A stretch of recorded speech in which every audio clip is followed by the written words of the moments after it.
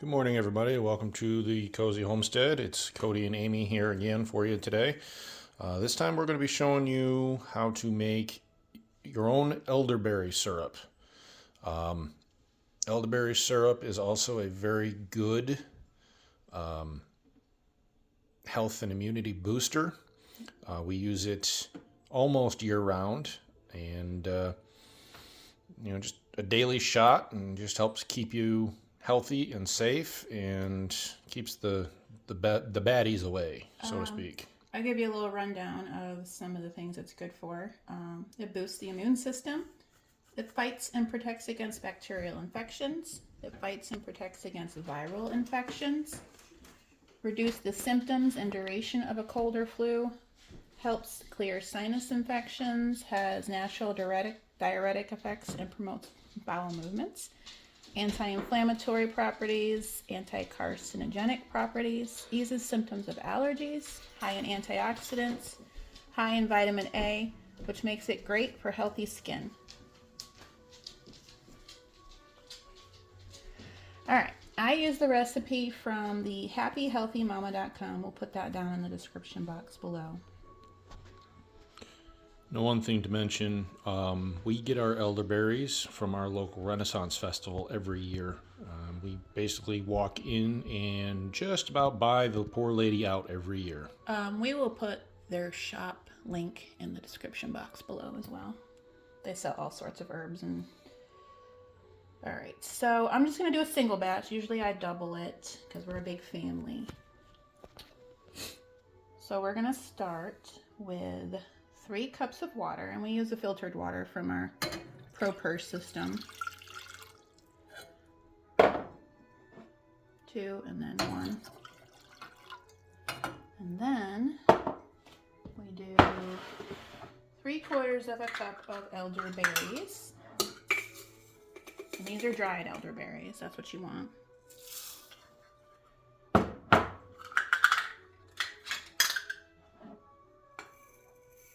And it doesn't have to be exact.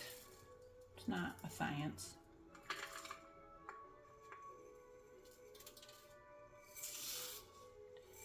And it'll be strained.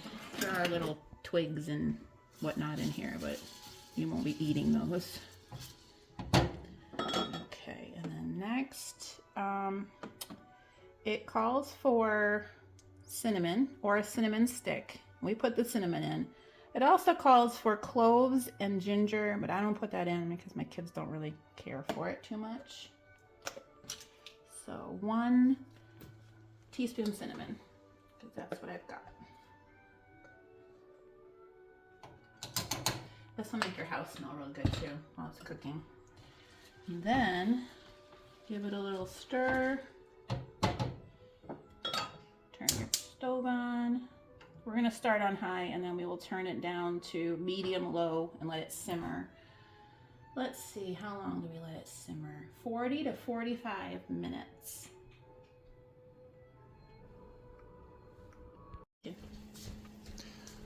All right, now that we have the berries boiling, what we're going to do is we're going to turn it down to medium-low, and we're going to let it simmer for the recommended 40 to 45 minutes.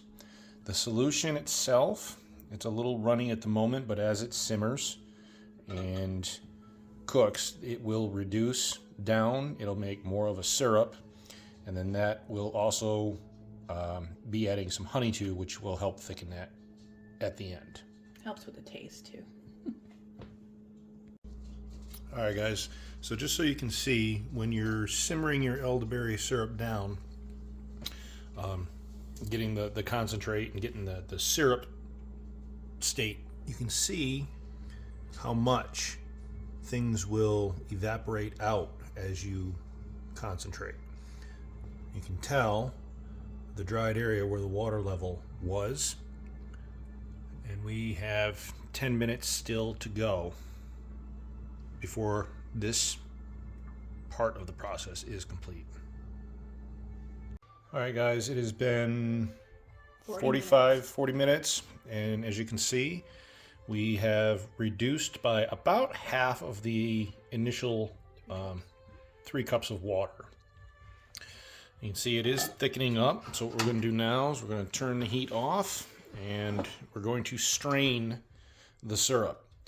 You do not want to have the berries within the syrup itself. The berries do come with additional debris, sticks, and sometimes little bits of leaves. So after you boil it down, you want to transfer it through a sieve into a bowl. Mesh one.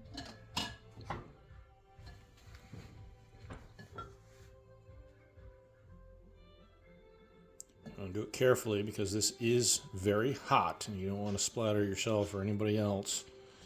And you certainly don't want to waste 45 minutes worth of work by spilling it. Yeah, and the water plumped up the dried elderberries. So once you get them in the strainer, you're going to want to mush them down and get all that juice out.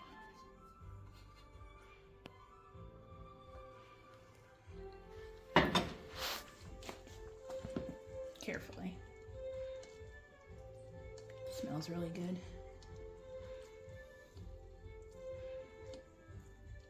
And you can save these elderberries for various things.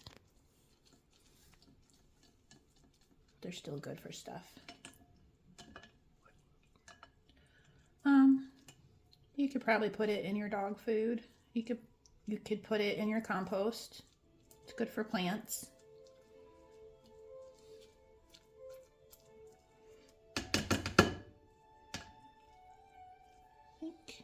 That's about all I'm gonna get.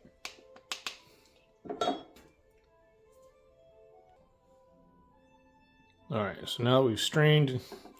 We're going to pour it into, we use the pint ball jars. I think these are more than pint. I'm not sure. You're supposed to let it cool down. I'm sorry, quart, not pint. We're gonna let this cool down, room temperature, and then that's when we'll add the honey. All right, guys, well, we started a second batch while we waited for the first one to cool off, but getting back to the first one, now that it's cooled down, we're going to add the honey.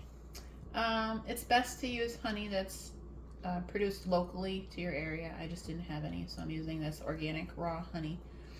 And it says to add a cup to it, and then when you mix the two solutions together, it makes like a syrup. I just eyeball it. It doesn't have to be exact, really. I usually try to just do equal parts.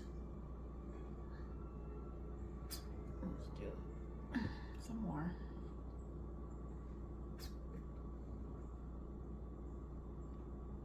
That should about do it. And then we add our mixture up.